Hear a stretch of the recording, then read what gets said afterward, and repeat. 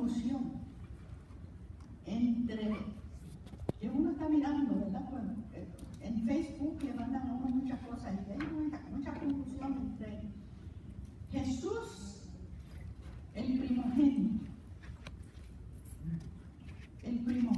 Jesús el primogénito. Y muchas personas piensan que como la palabra dice que fue el primogénito, pues los testigos de Jehová dicen que Jesucristo es un ser creado, que fue el primero que el Padre creó.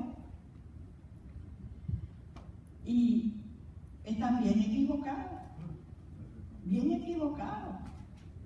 Antes de Jesús nacer como el bebé de Belén, era el Cristo, el ángel de Jehová que se paseaba en las Escrituras. Porque Juan 1:18 dice que al Padre nadie lo vio jamás.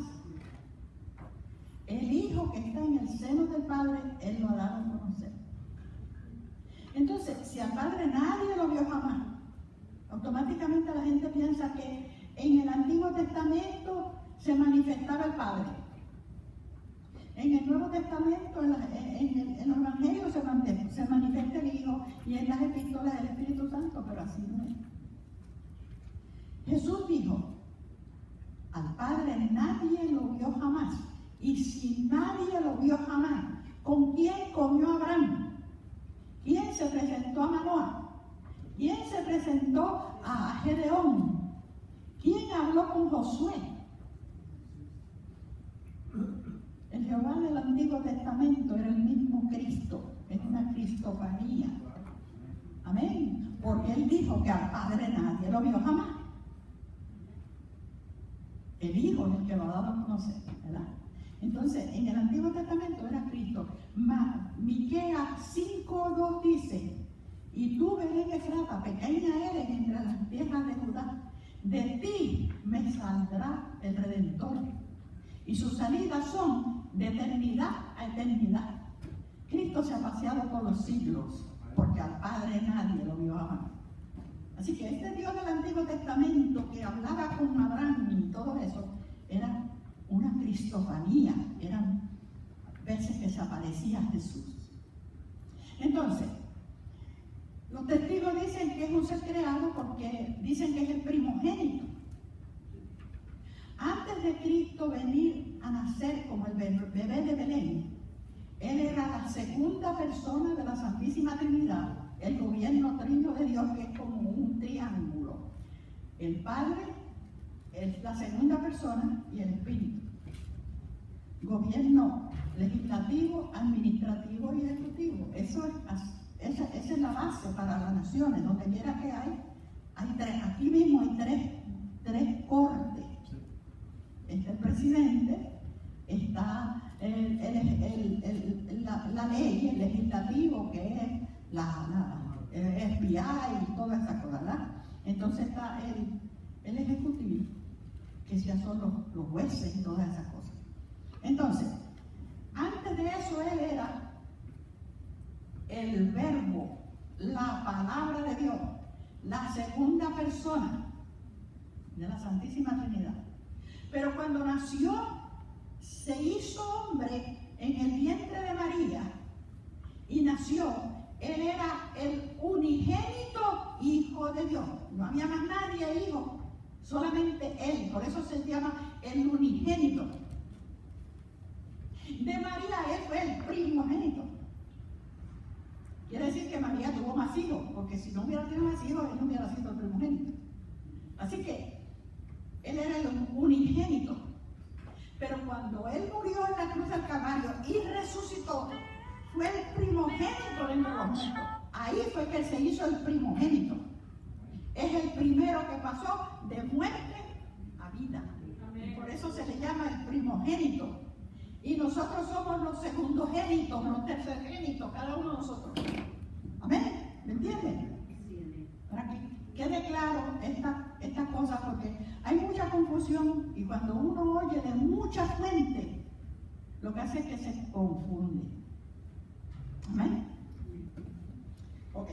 Ahora vamos a estar estudiando el nombre de Jesús en el libro de los Hechos. Y esto es fantástico porque casi nadie predica acerca del nombre.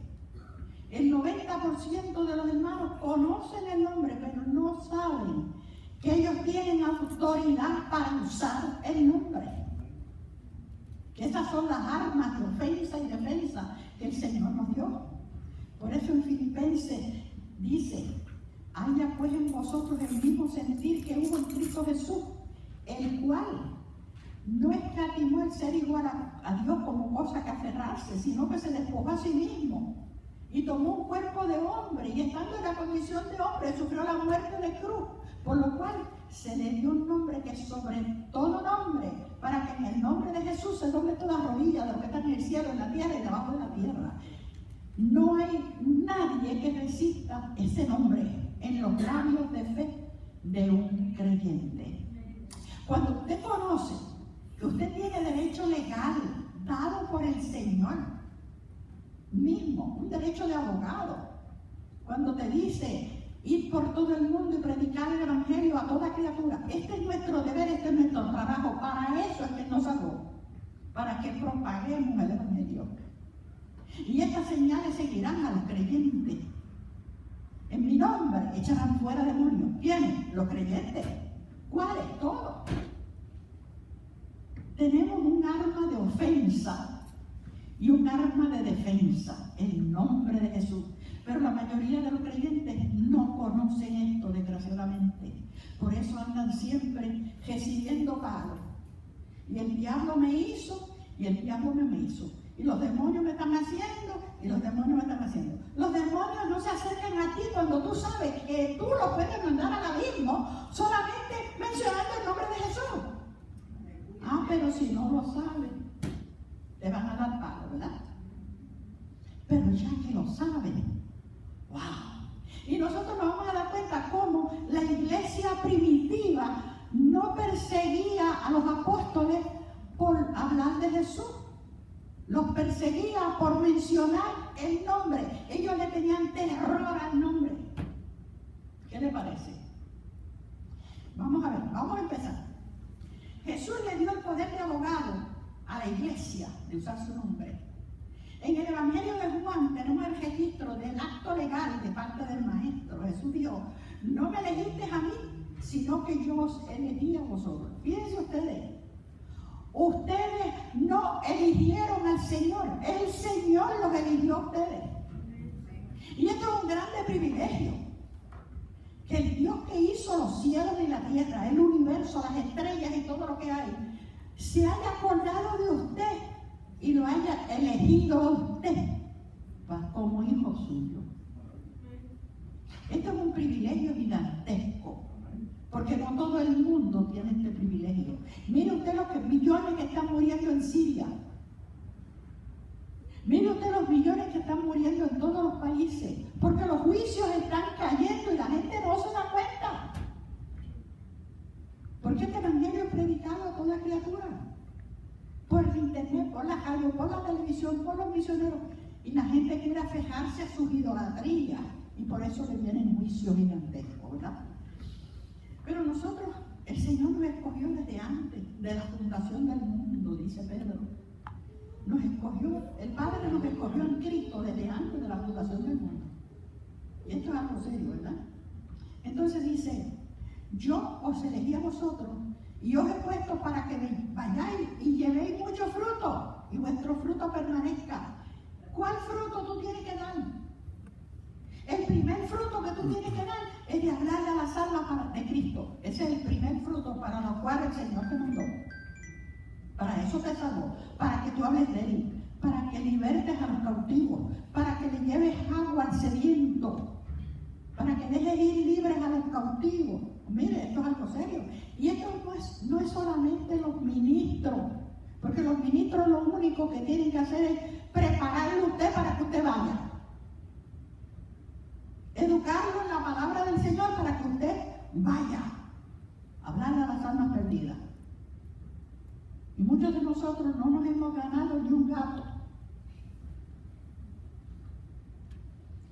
porque no hemos sembrado. Si no siembras, no te vas a ganar a nadie. Tú tienes que sembrarle, no le tengas miedo a nadie. Esa persona grande, esa persona educada, esa persona que tú ves que no te atreves a hablarle porque esa persona tiene una necesidad muy grande. Hermano, yo le he hablado a gente grande que me parece que no iban nunca a recibir la palabra de Dios, y cuando le he hablado las lágrimas se le caen.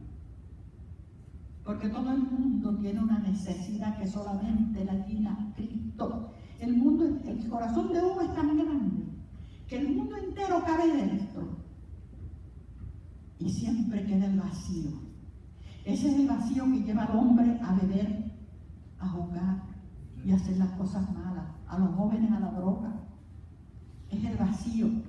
Ese vacío solamente lo llena Dios, y es nuestro deber llevarle las buenas noticias. Ok, entonces, para que todo lo que pidieras al Padre en mi nombre, Él lo dé. Eso dijo Jesús, que todo lo que nosotros pidamos al Padre en el nombre de Jesús, Él nos lo da. Ahora, si no está en la Biblia, no lo pidas, porque eso sí, Él no viola su palabra. Él solamente te da lo que está prometido aquí. Amén. Por eso es que tenemos que comernos la palabra para saber orar y no pedir cosas que no estén aquí. Entonces, los discípulos fueron comisionados a ir y a llevar fruto, y se les dio el derecho legal de usar el nombre de Jesús y de tener la autoridad que Jesús ejerció en su ministerio terrenal. Esa es la autoridad que tenemos, la que Jesús ejerció en el ministerio terrenal. No hay demonio que se pare al frente de una persona que sabe el poder y la autoridad que ha recibido de usar el nombre de Jesús. Los demonios saben que ya tú sabes y no se te acercan. Son demonios derrotados. Olvídate. Hasta ahora no habéis pedido nada. Pedid y recibiréis para que vuestro gozo sea cumplido. ¿Cómo oramos? Apúntese esta.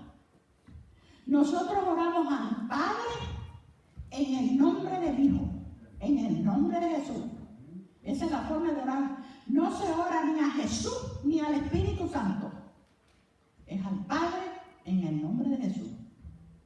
Amén.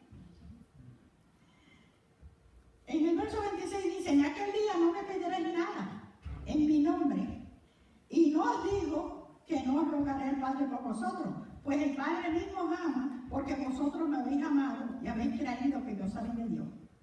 El Maestro nos dice que debemos orarle al Padre. Esto es importante, ¿verdad? Él es el mediador entre nosotros y el Padre.